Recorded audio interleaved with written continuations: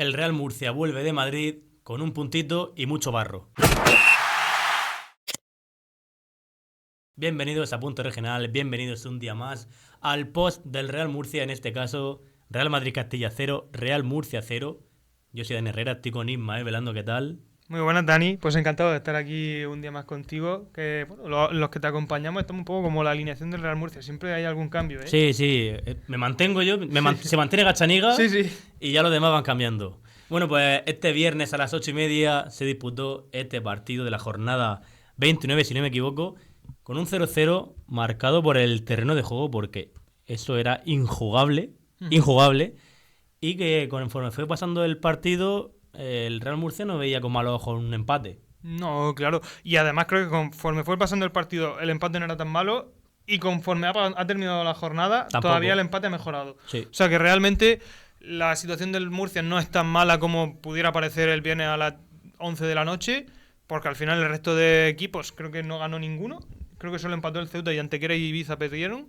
Así que evidentemente el punto le sirve al Real Murcia para recortar precisamente puntos, valga la redundancia, a un Ibiza que se encuentra ahora mismo a 2 puntos y que este fin de semana tiene un partido complicado, pero no hemos venido aquí a hablar sobre el Ibiza, sino, Dani, a hablar sobre un Real Murcia que yo creo que hizo lo que pudo realmente en el Di Stéfano, por lo que tú dices. O sea, creo que el campo no permitió que el partido se desarrollase de mejor manera. No, es verdad que ya el miércoles había imágenes del Real Madrid femenino donde veíamos el Di Stéfano en muy malas condiciones y nos dio a pensar de que si el miércoles estaba así, el viernes y no iba a estar mejor, la verdad. No, estuvo incluso peor. Estuvo peor porque encima todo llovió el doble, muchísimo barro, el balón se frenaba constantemente y al final pues fue un partido trabado, yo creo que fue marcado por la lluvia, en el que ninguno de los dos equipos fueron superiores al otro. Lo mismo el Real Madrid, a lo mejor lo intentaba un poco más.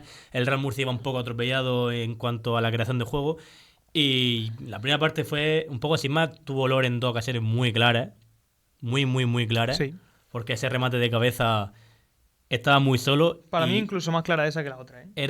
Es que eso en el 90% de las ocasiones debería ser gol.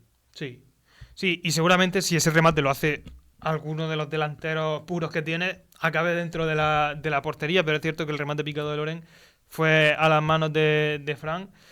Y bueno, la otra yo creo que es un poco más complicada porque ya se te están echando los jugadores encima. Sí, de hecho es una internada que hace un poco el resumen de lo que decimos del campo. Creo que ese balón viene, si no me equivoco, de un mal control de un futbolista del Real Madrid que se le va la bola, precisamente eso, porque el campo no está bien y entonces lo aprovecha bien Loren para meterse dentro del área y cruzar en exceso un balón que sinceramente creo que cruzándolo bastante menos, Fran no hubiera llegado tampoco. Buscó la comba, el efecto al segundo palo. Pero no estaba el césped para comba, ¿eh? No le salió exacto, fue un balón que buscaba el efecto y salió recto. Sí. Y al final pues es lo que tiene el campo.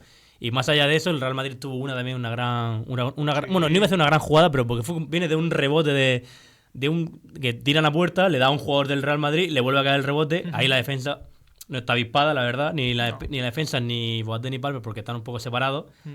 Y al final pues Gachaniga tiene que hacer un paradón, porque es un paradón y bastante con que se la queda.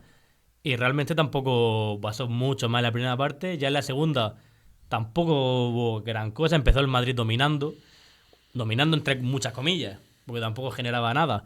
Y conforme fue pasando el tiempo, el Real Murcia ya los cambios.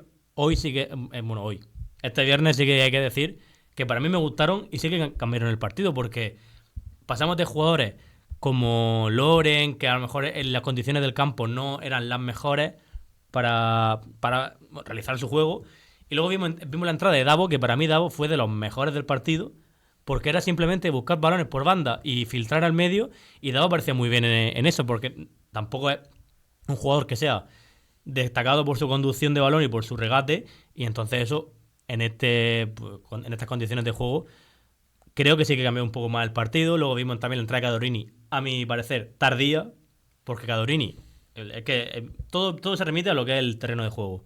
Un jugador como Cadorini es perfecto para este tipo de partidos, porque en la que no puedes crear, porque no puedes crear y tienes que buscar balones y llegar al área de alguna manera. Y de las pocas que tuvo Cadorini fue esa que la bajó y se la dejó a Davo al segundo palo, que ahí también yo creo que faltó comunicación a la hora de decirle, está solo, porque vemos un remate de cabeza como muy forzado, no realmente pensando que tiene alguien detrás, y la para Fran, pero yo creo que le da tiempo a bajar el balón o incluso rematar con el pie. Sí. Volvimos a ver a Cadorini prácticamente un mes después.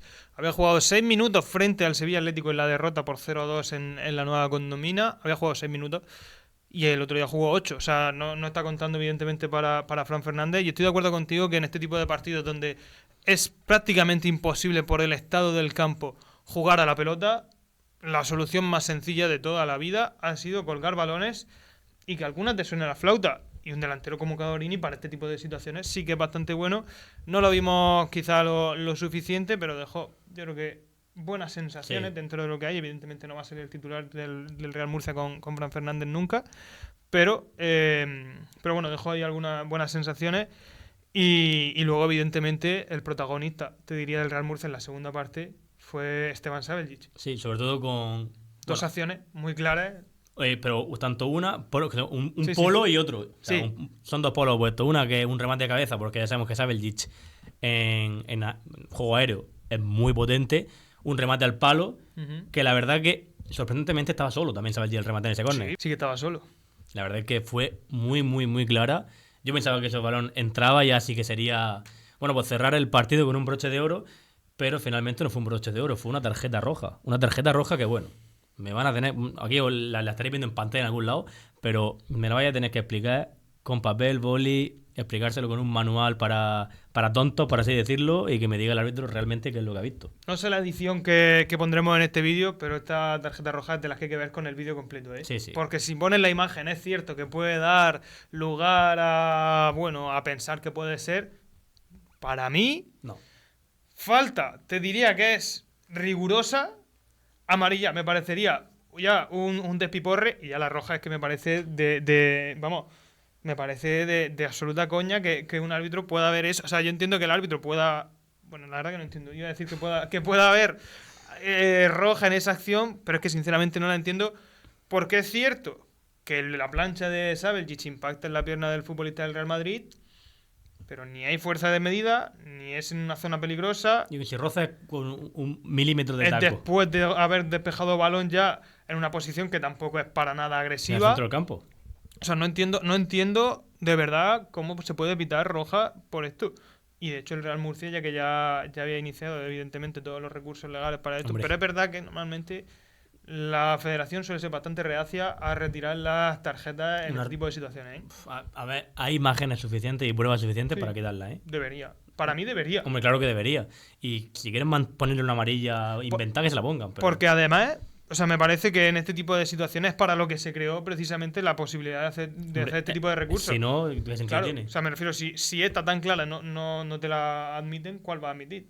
Entonces, bueno, pues el Real Murcia que se quedó con uno menos y a partir de ahí ya el partido sí que se rompió. Creo que la roja fue en el minuto 85, algo así. No sé exactamente en qué minuto fue, Sí, pero pero vaya. fue al final del partido, básicamente. Mm.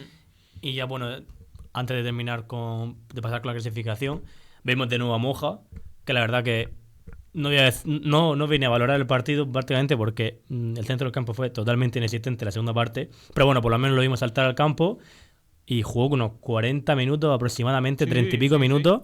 O sea que ya fueron bastante tiempo. Y bueno, la buena noticia esa es que Moja vuelve.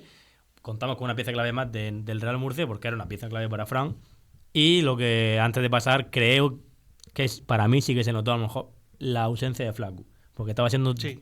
posiblemente el mejor juego de ataque en los últimos partidos. Sí, y yo creo que el Real Murcia se queda con una buena noticia, y no sé si la gente estará de acuerdo con lo que te voy a decir ahora, Dani, pero me parece que está recuperando un poco para la causa a Kiki Cadete. Creo que el otro día no estuvo mal, y es importante que un futbolista que no era titular en ninguna de las 1000 vidas con Fran Fernández, parece que está al menos recuperando la confianza y al menos rindiendo a un nivel que no era el que había demostrado, la verdad, con el Real Murcia en la primera parte de la temporada, y que por lo menos pues es un nivel tan competitivo como para al menos competir por una primera posición contra el Ibiza, que está ahora mismo cerca. Así que buena noticia también la recuperación para mí de Cadete. Sí, porque al final es un jugador que en estos partidos sobre todo es intenso, contundente, y la verdad que tener un lateral izquierdo natural, por si acaso Ian Fons cuando no esté, o bueno, que a lo mejor no vuelve y sigue Cadete Claro, de titular, entre porque la sanción y los problemas físicos, al bueno, final... es verdad que ya ha entrado en convocatoria de 2 partidos, pero bueno,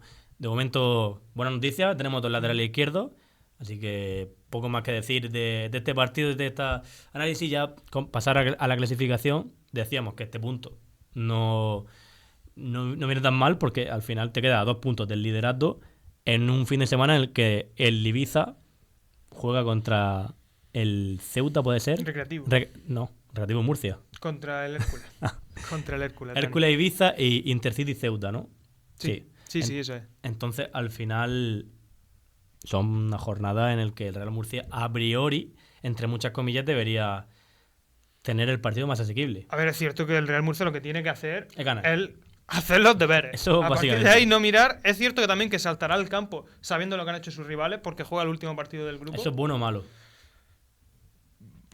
Bueno, es la circunstancia que le ha tocado. O sea, es verdad que al Real Murcia la presión en la Condomina generalmente le puede. Por Y eso además se espera un campo bastante lleno, además, frente al Recreativo de Huelva. Es un partido que llama la atención. Entonces, bueno, puede ser que salte con la presión de poder recortar puntos o puede ser que salte sabiendo que tiene que seguir la estela del líder que ha ganado en el Rico Pérez. Aún así, pues es un partido que tienes que jugar frente al Recreativo, que no viene tampoco en la mejor situación, la verdad, Dani está ahora mismo en descenso. Está en descenso. Por debajo del Yeclano. Así que, pues sí, mal. Yo creo que el Murcia tiene que hacer los deberes, tiene que convencer, tiene que demostrar que estas pérdidas, por así decirlo, estas 2 derrotas y este empate, no son en vano, ya que la clasificación está ahí, están a 2 puntos, y justamente el Ibiza viene de perder, o sea que al final está cerca, muy cerca. 2 puntitos que te separan del Ibiza y nosotros que con esto. Vamos a cerrar ya el vídeo de hoy hablando sobre el Real Murcia, que parece que con el tiempo ha hecho bueno ese empate en el Di Stéfano y que se enfrentará al Recreativo este domingo a las 7 de la tarde. Nosotros que nos vamos recordándoles evidentemente que pueden seguir escuchándonos aquí en YouTube, también en TikTok, donde hacemos todas las previas de la región y que seguramente veáis una previa más detallada de este partido del Real Murcia Recre, y en general en nuestras redes sociales, que son @puntoregional en Twitter y en nuestra página web. Muchas gracias por vernos y nos vemos en próximos vídeos.